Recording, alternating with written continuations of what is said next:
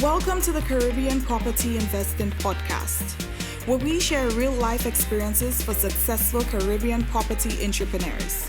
Learn about their successes, challenges, and strategies to help you create your plan for financial freedom. Now let's get started. I love my community. It teaches you the importance of being together even through difficult times. Business owners doing their best to make it through. Fishermen and farmers working hard to put food on our tables. Nurses caring for the sick shows me who we are made of. People who care. I guess it's about growing together.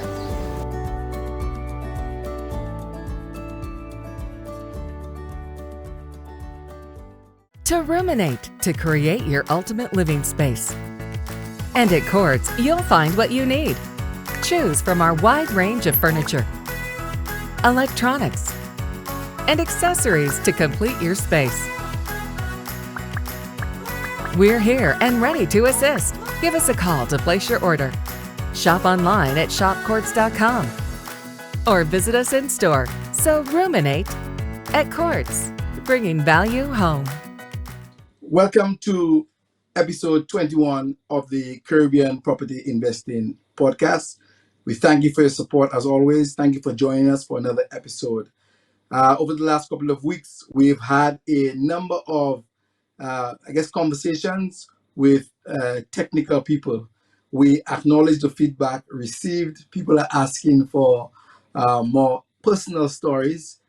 We like personal stories too, but it's always good to hear from some of the key people who could help you along the way and make, especially when it comes to some of the fundamental aspects of it, whether it's an architect, next week we have a lawyer, contractor, a representative of the planning department, and the like.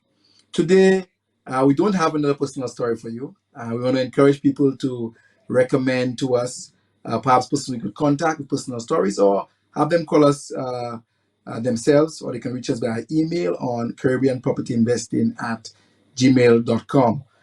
Today, we have another professional, a financial professional, who's going to help us with that all-important topic of savings. As we said earlier, the number one question we get from viewers and listeners of the podcast is how to begin, how to get financing. So today we've searched through the entire catalog Rolodex of contacts, and we actually came across a lady, a professional woman, another professional woman, who actually has an active blog called Money_Talk758.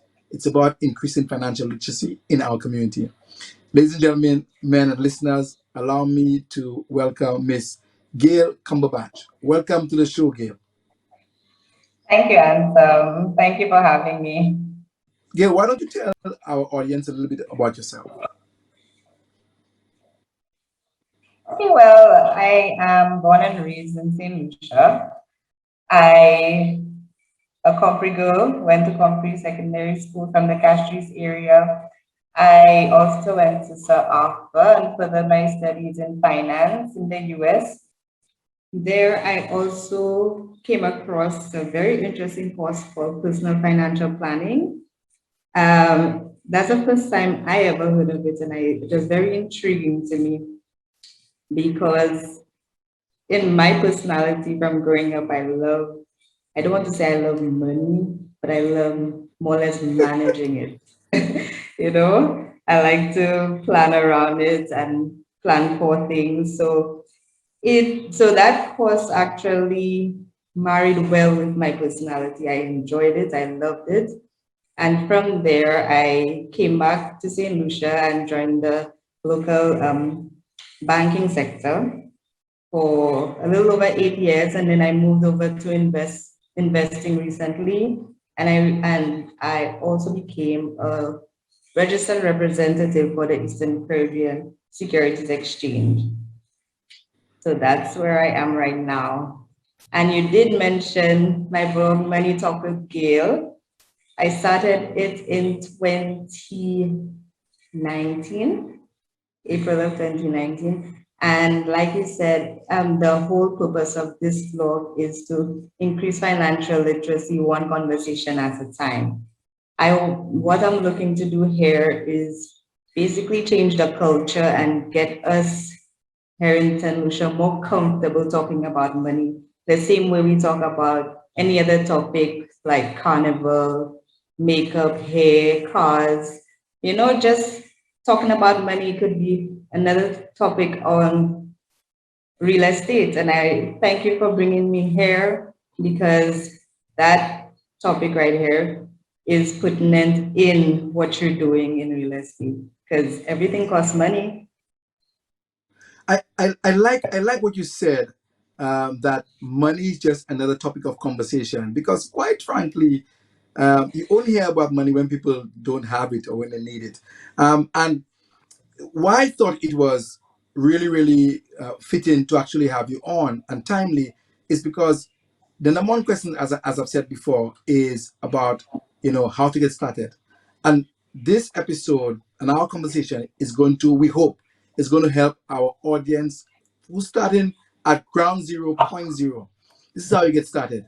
And we've always said that there are a number of routes to property investing. You can start off with buying a piece of land as probably the easiest and simplest step on that property ladder. Now, not many people have huge savings, and typically you would have to make some sacrifice and spend some time and plan how you're going to get that deposit for that first piece of land or any other property related transaction. For myself, I took bus. I stayed at my mother's house. I deliberately did not go and rent an apartment. Most people, would say they want an apartment for privacy. But as always on this podcast, we say different strokes for different folks, to each their own. My journey was I stayed at my mother's house. My privacy may have been affected, but I knew what I wanted to do. So I took bus, and I didn't pay rent, made a contribution to the house. So that was how I was able to save my deposit for my first piece of land. Now, in some cases, if you're fortunate enough and if you're looking long enough, there are some banks that are willing to give you a 0%, no money down loan for a piece of property. So Gail, why don't you kind of introduce the area in your own way for persons who want to get on the property ladder and don't know where to start?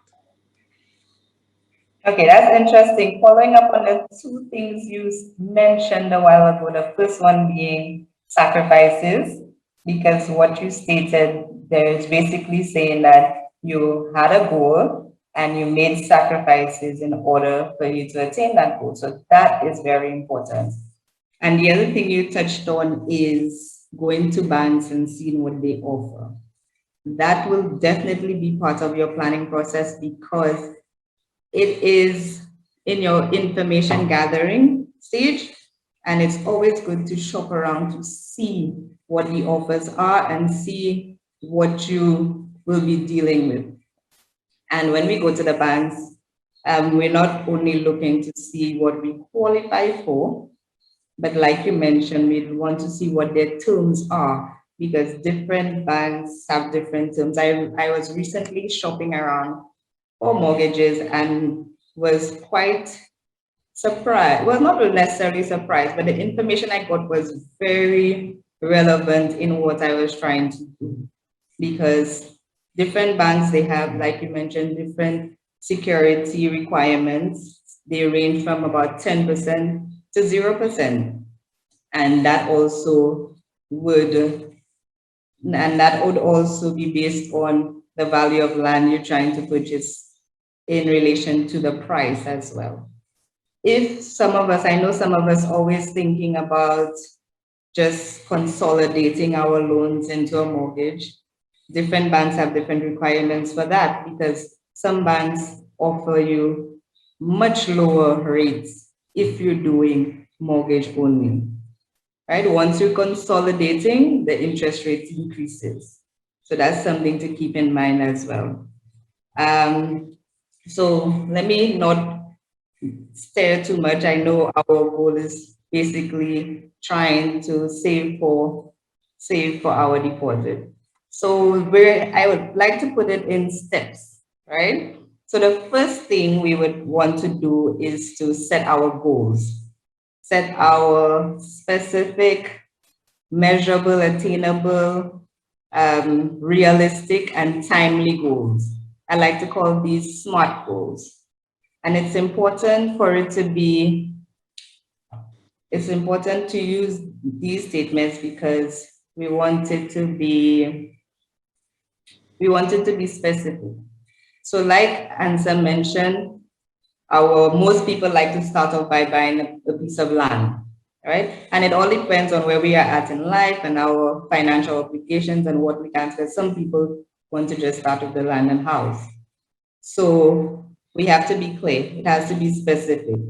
Let's go with land. I want to purchase a piece of land for $90,000 in the next 5 years, right?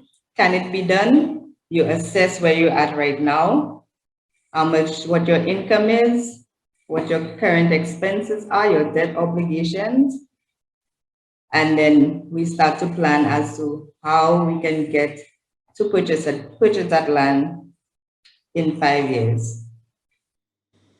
Now, certain things we also want to consider is our income. And I know a lot of people like to just say, oh, I'm not making enough money to do that. I need to be making more money. But sitting down and saying it would not change anything. That's when you have to come and be creative and see what can I possibly do to increase my income, right? I know I've seen, especially through the last 15 months, where persons did not have a choice, they lost their income and they had to be creative and do all kind of things to, well, not all kind of things, but, get a side hustle,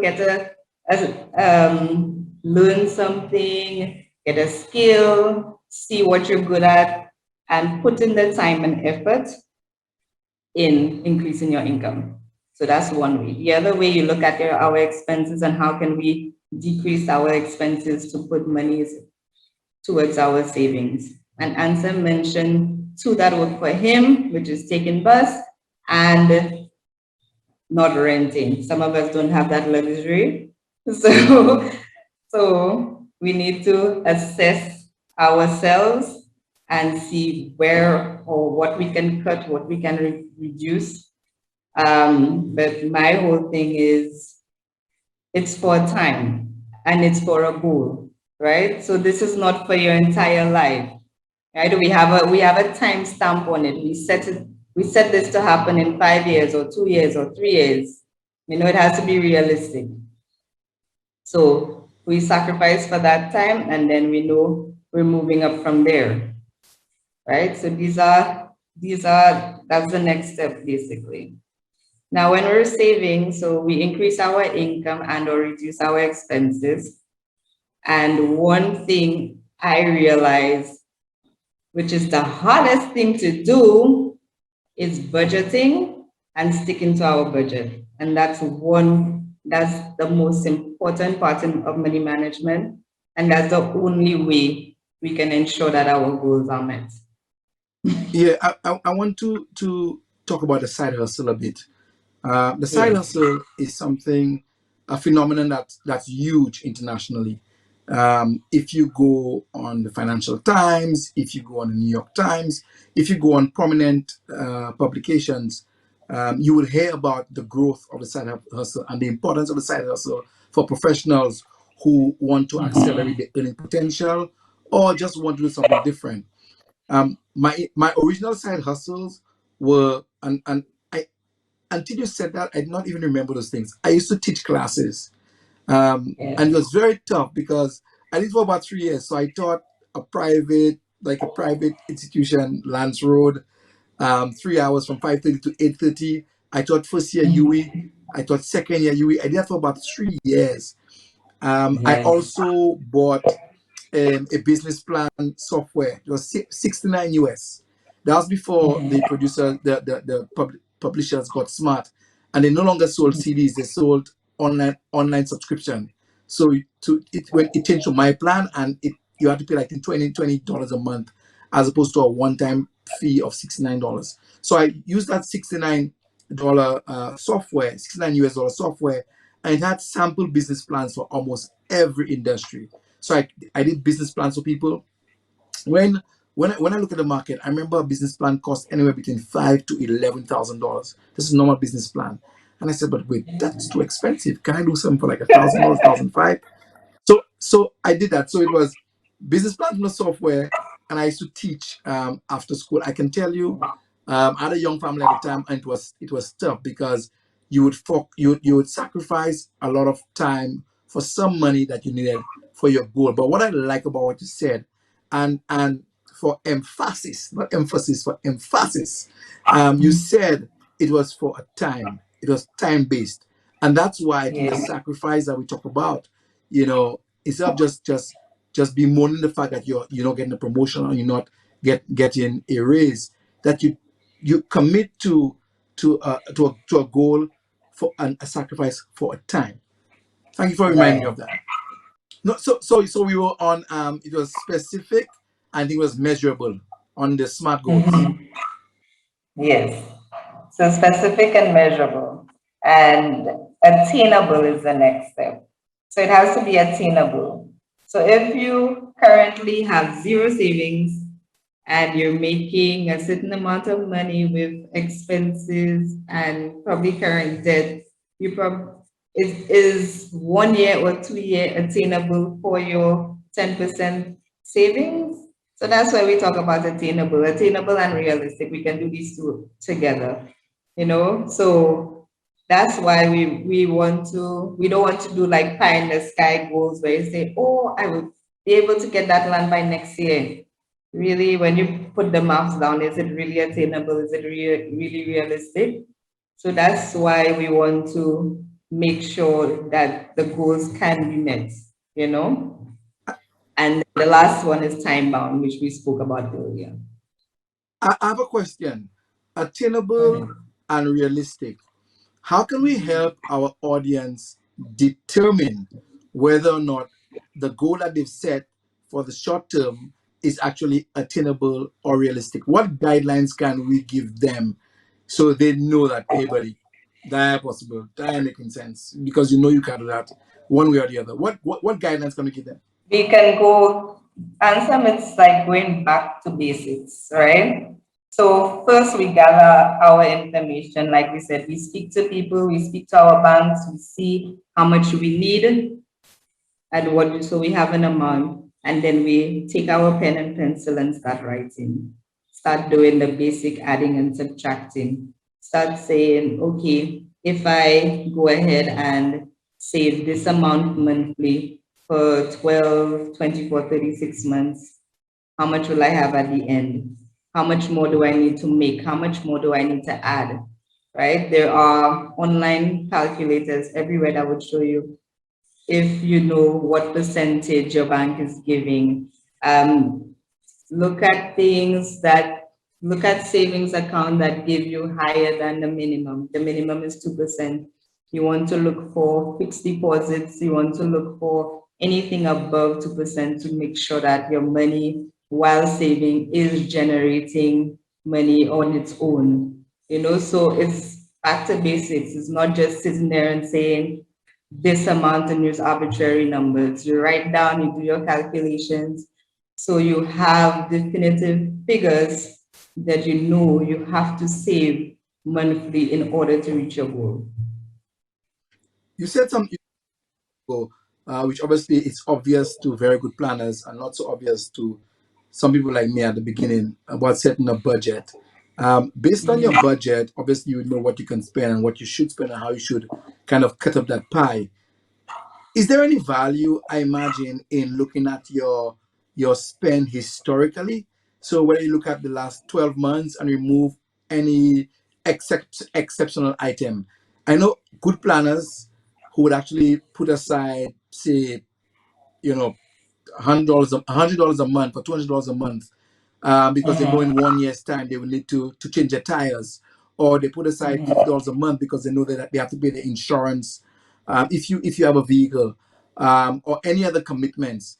I imagine that there is some value in assessing whether or not a target is realistic or attainable to an individual in looking back in the last 12 to 18 months to see what you spend your money on, what you've saved, and what you need to cut out, and if in fact your lifestyle can allow you to do that. That is very important.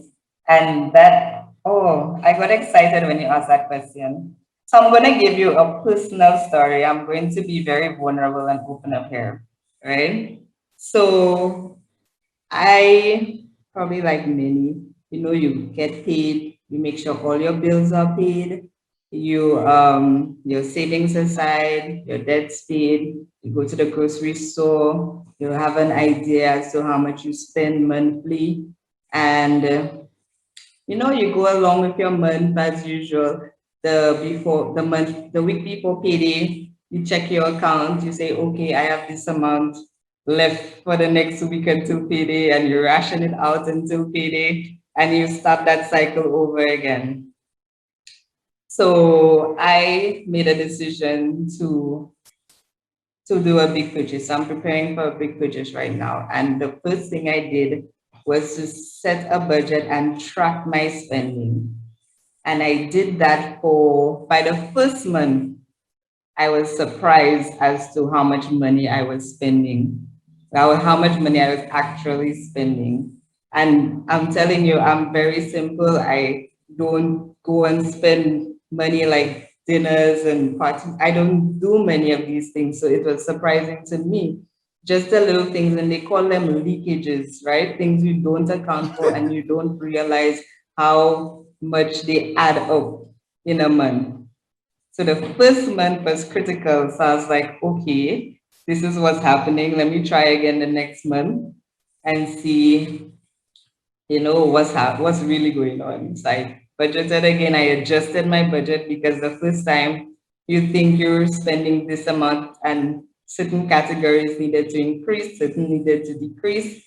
And I went along with that. So doing this showed me where I currently was and the sacrifices I needed to make for the next year in order to reach my goal. So like you said, I cut down, I cut down rent, like you said, and I cut down, and the next thing was to pay down a lot of my small debts, because we have our little personal debt, our little credit cards. So I wanted to make sure that I could do all that before, because what I realized was these little things, once they're gone, first of all, when you're ready to take your big loan, you don't have to worry about these little payments, or you don't have to factor it into your loan, right? So as is, I could have gotten my loan and continued, but one important aspect, which is real and people don't realize it, the entire goal is your quality of life. The entire goal for everybody is to be happy in life. So you want to make sure that your quality of life remains, even if you grow financially and professionally as well. So yes, so that is something which was a big eye opener for me. Just to sit, and I'm doing that is not easy. I'm telling you, tracking your spending for an entire month is not easy. And it is exactly what I'm saying. So I had my spreadsheet, I had my budget drawn out. Every time, every night or every 2 or 3 days, I would update it to show how much money I spend. And I'm talking about how all expenses. You go to the gas station and you buy a chalk ice that have to be included, you give your son $5 on all these things have to be included, because these are the little leakages, the little coins, you have your change. Where do they go? Because everybody's like, but I thought I had this money. I don't know where my salary went to. But all the little daily activities, the breakfast, the this, the that, paying for breakfast, lunch, going to KFC in the evening, all these little things, you'd be surprised how they add up. No, no, no. I will tell you though. One of the biggest barriers to persons getting to a savings goal is the amount of pressure that they face from their peers, family members, friends, maybe colleagues. And what I do recognize though, because you know, I've had experience and I've done that. Is that you have to find a way to deafen the noise. I will tell you though that you can only do that by having a plan. Now, I have two friends who do not have debit cards. I think that is extreme. We call them cheap, we call them shiz, but they do not have debit cards. They have cash every week, and they've told me unequivocally that they're not changing. That that's the budget for the week, and that has done well for them. Now, those people, when you go, they don't have any money. They can't buy you extra drink. So I do know that there are techniques that people use. Another another another another thing that I learned over the last 6 months, and all of that is part of the strategies to help you save, is, and you and I spoke about that. Somebody told me that about 6 months ago that when you go to the grocery to do your shopping, obviously you must have a list. But more importantly, you must not go hungry. You must Mm-hmm. plan when you go. Tell us about that psychological, physiological connection between going to the grocery hungry and what that may mean for what you actually end up buying and your budget. Yeah, so you're not supposed to go grocery shopping hungry, tired, angry, or frustrated. So these are the things, because these things can distort the way you shop. So you, even if you have your list, when you're something as simple as when you're hungry, you go into the supermarket, you're hungry, you want to go in and out. You buy things that you're going to eat now, things that were not on your list, but it's okay because you're hungry, right? You forget the things that are on your list because you can't even look for it properly. You just want to get in and out. And just being hungry, tired, and it's the same thing. So you want to make sure that you're well rested, your stomach is full, so that you can take your time, shop what's on your list, look around, see the different deals, because Massey always has deals. I look for them, I can tell you what, when, and why. And all that is not necessarily you being cheap or it's knowledge, right? It's knowledge to see where the opportunities are so that you can save some money, because any little bit helps. A lot of people say, oh, what's $5 more? What's $2 more? It adds up. The same way when you buy five things for $12, that turn into $200 so quick. So if you can save $2 here or $3 here, why not do it? All that goes towards the end goal. And it doesn't really make a big difference in your life or your quality of life. It's just the little things, is little habits that can make a difference, that make the big difference. Right. And I like when you spoke about, when you ask this question about just going to do groceries hungry or tired, because managing money is a mental thing. It is mental, it is attitude, it is mindset. Not everybody can do it. Not everybody has a healthy relationship with money who can do it. So I think another thing we can do is to do some reflection and see what our relationship is with money, right? And persons develop relationships with money through, experiences, the way we're brought up, the things we're taught when we were younger. Something in our subconscious that most of us don't even realize causes us to deal with money in different ways. Because I know, look at us speaking about money so fluently. There are other people who can't even do that because they were brought up a certain way. We don't speak about money, or money is the root of all evil, or there are lots of different beliefs in money, and it could be your best friend and you're not even aware that they have such a different relationship with money than you. Now, Gail, I know I've interrupted you a couple of times only because I don't want to lose my train of thought. When we said for us to get to that savings target, we need to set savings goal. We said it should be smart, it should be measurable, it should be attainable, it should be realistic, and the last one, T. What's the T stands for? Time bound. It has to be time bound. So that's where we spoke about earlier for you to have a time limit for your goal. So that's where we're at. And I know you mentioned saving for your deposit, but I just want to put it out there that it's not just for your deposit because there are other fees associated to the loan. So especially legal fees and bank fees, which can be very significant as well. So when we're gathering information, we want to get all these figures to include in our savings goal. What I find is helpful or can be helpful is sharing this information with someone who knows you well and someone who might be able to keep you accountable. Say, but Gil, when you try to save for a deposit, look, you're splurging now. I think the biggest challenge to savings is the perceived and maybe quite real impact on your quality of life. And you said it correctly when you said earlier that it's all about having a better quality of life by aligning those goals that you think will get you there. There are a lot of considerations that must be you must be prepared for. I think I spoke about peer pressure before, and that peer pressure could be at home. It could be especially at work.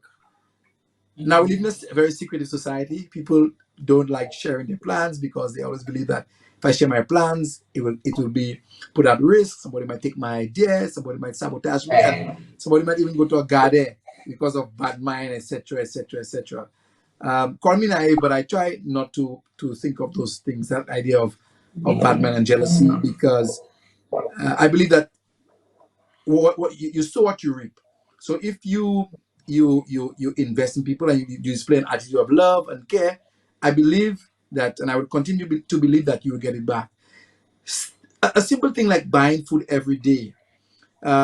If you're taking bus, planning, you know, getting a budget for bus. For shopping, as we said earlier, we spoke about planning and timing when you go shop. What about other things like entertainment and clothing with the advent of all of the internet shopping delivery companies? What about clothing? Because these are two major expenses. And then finally, what about vacations and leisure? So entertainment, vacations, leisure, and other areas of expenditure we typically consume a lot of our salary. So let's say clothing, and the like. How you address those? Okay, so as much as we want to reach our goal, we don't want to just not do anything for the next 5 years. We have to stay sane. So the key is to include these things into your budget, right? So you would allocate for the things that matter to you or the things that are needed for you. So, like you mentioned, something like buying food every day, you would want to reduce that, but you may not want to cut it off completely because how realistic is that, right? Because I see opportunities where I get them. But I don't know about you, but when I go by my mother on an evening and she cook and I'm not hungry, that's my lunch for tomorrow, you know? So I see opportunities, I take them. There's some days that you just don't feel like cooking and you would want to buy something to eat. So you have to be realistic in your planning. So you would budget, but you reduce the amount that you do it. In terms of clothing, like you said, there's this big internet shopping. It's simple. You can just go click your account, your card information is stored there. You don't even, there's not much to do. So the little things like don't save your card information, make it inconvenient for you to shop. sometimes you can see, I know a number of people have told me this. They go to the store to get something and they realize, oh, that's too expensive. I can buy it on Amazon at this price. But at the end of the day, when you buy it on Amazon and then you pay shipping and duty, it comes up to either the same price that you're going to buy it in the store or sometimes even more. So let's keep that in the back of our minds when we want to do these things. You have to see, remember, ask questions. Shopbox have their fees and everything online, so you can check it before. They have their customs calculator. Sometimes it might be even cheaper to just buy there. I know for COVID, I can't remember what I was doing or what I was looking for, but I think I needed an outfit like today for tomorrow. And I went to town and I realized that a lot of the speculators had massive sales on their clothes during the COVID time. And I'm assuming well, like all businesses, things not selling, what do? You reduce the prices for them to go. Just keeping your eyes and ears open and budget what you want to do. So in all this, I'm trying to say you have to be realistic. You have to include everything in your budget. So if I'm a lady who likes to do my nails, that is not a sacrifice I'm willing to make. For the goal, I budget it and I see what other categories I can cut down in order to meet my goal. So zooming back to property specifically, there are a few golden nuggets. The first one is shopping around, as you said, arming yourself with as much information as possible to know what's available. And I always say you should get at least two offers, at least two banks. And I think it's prudent to let them know that you're talking to each other and give them an opportunity to give them their best offer. In episode 7, Chrissy said that she made calls, I don't say call favors, but she made calls into a network of friends who are now lawyers, who are now surveyors, who are now architects. You understand? She called those friends and asked for discounted prices. Again, you have to shop around. I assure you that I always ask for a discount on any legal fees, on any service fees, and don't be ashamed, because I always believe that professionals are interested in a long-term relationship. Of course, you have to meet the minimum cost of some of the services. But I think any premium charges, there is an opportunity if you ask for some of it to be waived or discounted. And you will never know if you don't ask. And in some markets, specifically St. Lucia, you can go to the registry of companies and actually register and incorporate a company for less than $900, compared to paying between $3,000 and $6,000 with a lawyer. But then again, you ask lawyers, you ask around who has a good lawyer, who's a friend, who's willing to give you a deal. Now, Gale made a good point. And as a man, I guess we may not be as thorough when it comes to internet shopping. And so you see an item, on Amazon or online, and you buy it. And then when it comes down with the shipping, the duties, and of course, a friend of mine reminded me about Amazon Prime. For those of us who might be paying for Amazon Prime, what you're actually paying for, plus the duties and the handling fee and the transportation and the insurance, it most time probably come up to more than what you'd pay. But of course, that depends on the product and depends on where you buy it. So all of this is to say that you can save, and preparing to save is not necessarily, going to impact your quality of life so negatively. Planning needs to be required. Accountability needs to be in effect. People must know what you're doing, those people you trust, and they can hold you to it. And you must not be ashamed of the peer pressure. You must not be ashamed of taking bus instead of buying a car if you don't want to. You must not be ashamed of buying a car that's a entry-level car and not necessarily a nice car. It gets you from point A to point B safely without giving you any gas fumes and without risking the lives of your passenger, hopefully. And you hold a little car. put a little jalopy for a couple of years, and you save your money. All of this is to get to your goal. There's something that I'm passionate about, Gail, and that is about, as you said, if you're not as fortunate to be able to live by your parents, renting. Rent with a friend, if you can coexist. Rent with a relative, another cousin, if you can coexist to help split the bills. Right. You know, it might not always be possible, but you try it if you're going to be renting. Because for me, the first stage of financial freedom in my mind is to replace your rent with a mortgage. And then with that mortgage, you add on some income generating suites so you can actually get a contribution to your mortgage. So Gail, I know we've spoken a lot about different saving techniques and having that plan. I know that some of my audience might say, "Anton, this is not property investing," but it is. It For all of is. you and all those listeners who are saying we don't have any money, you have people starting at that stage already because you don't have money. It's You have to start somewhere, and that is the place where probably most people will be starting if you really want it. But most importantly, you must want it.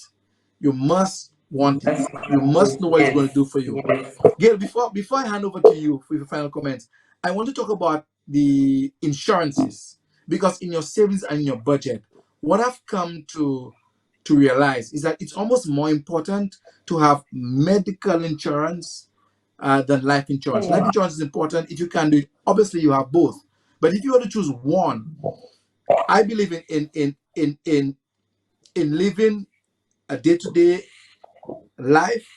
You probably will have need, obviously, for the medical insurance benefits before the life insurance, because actually you don't enjoy your life insurance benefit. It goes to your beneficiary when you die.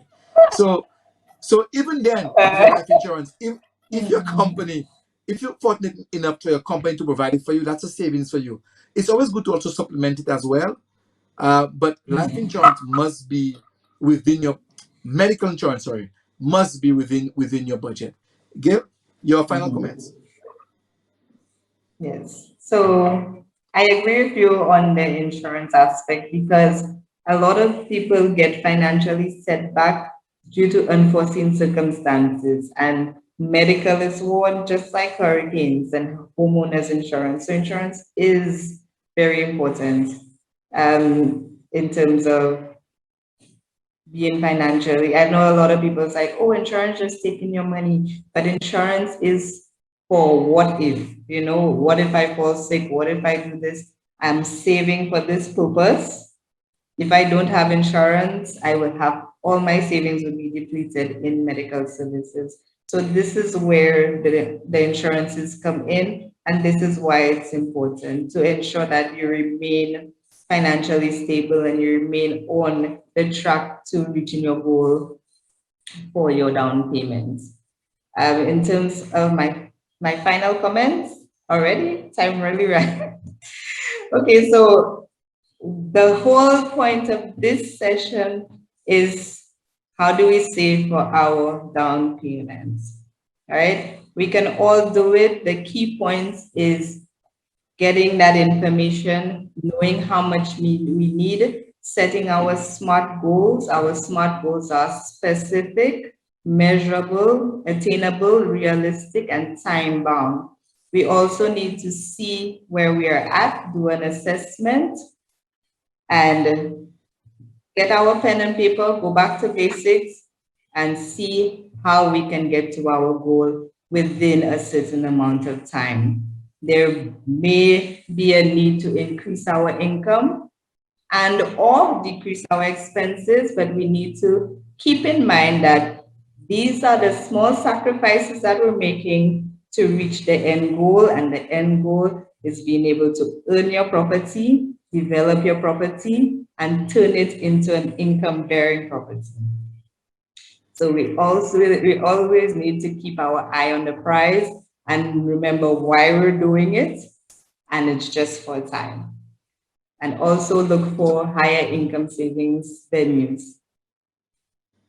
Thank you. So you just heard from Miss Gail Cumberbatch. You can check her out on IG, Instagram, Money Talk with Gail.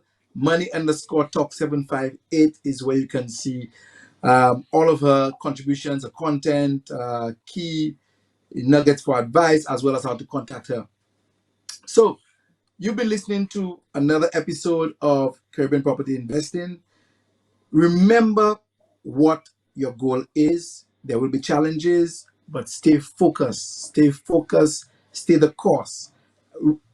One mentor of mine has often said to me, if it was easy, everybody would be doing it.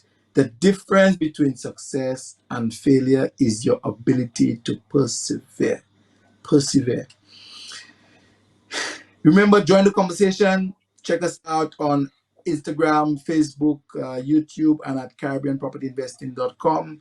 Until next time, remember, everyone needs somewhere to live. You might as well own yours. See you. I love my community. It teaches you the importance of being together even for difficult times. Business owners doing their best to make it through. Fishermen and farmers working hard to put food on our tables. Nurses caring for the sick shows me who we are made of. People who care. I guess it's about growing together.